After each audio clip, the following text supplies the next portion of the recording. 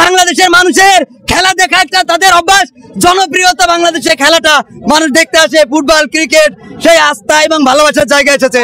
এখানে কেউ আসামিও আছে না যে পিটাতে হবে। আপনি দেন, আমার কাছে টিকিট ছিল, আজকে আমার আইসা বলছে এর মধ্যে বাড়ি দিয়ে দেখেন কিভাবে ফিরেছে ভাই।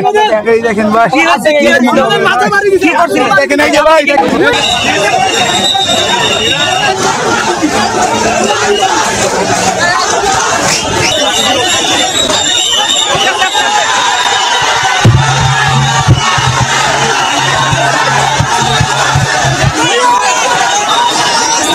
দৃশ্য আপনারা দেখতেছেন, ইতিমধ্যে সেনাবাহিনী যারা আসলেই ভিতরে প্রবেশ করেছে তাদেরকে ছত্রভঙ্গ করে দেওয়ার চেষ্টা করছে।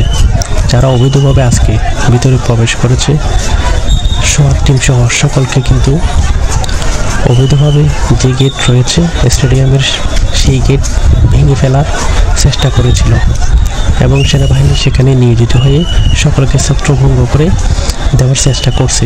দর্শক যেমন চিত্র আপনারা ইতিমধ্যে দেখছেন যে একটি উত্তেজনাপূর্ণ পরিবেশ এবং সেনাবাহিনী কিন্তু সকলকে ভিতরে যারা প্রবেশ করেছে তাদেরকে সরিয়ে দেওয়ার জন্য তাদেরকে কিন্তু ছত্রভঙ্গ করে দেওয়ার চেষ্টা করছে। এমন দৃশ্য কিন্তু ইতিমধ্যে আপনারা দেখছেন, সরিয়ে দেওয়ার চেষ্টা করছে সেনাবাহিনী, এমন দৃশ্য আপনারা দেখতেছেন। প্রবেশ করেন এবং একটা সময় আইন শৃঙ্খলা বাহিনী তাদের বারবার বলেছিল যে এই নিরাপত্তার বিষয়টিকে যেন তারা মাথায় রাখে এবং এই ধরনের কোনো ঘটনা যাতে না ঘটে। বিএফএফ এর পক্ষ থেকেও, বাংলাদেশ ফুটবল ফেডারেশনের পক্ষ থেকেও এই বিষয়টি আগে থেকেই বলে দেওয়া হয়েছিল যে টিকিট ছাড়া কেউই আসলে মাঠে ঢুকতে পারবে না। বিভিন্ন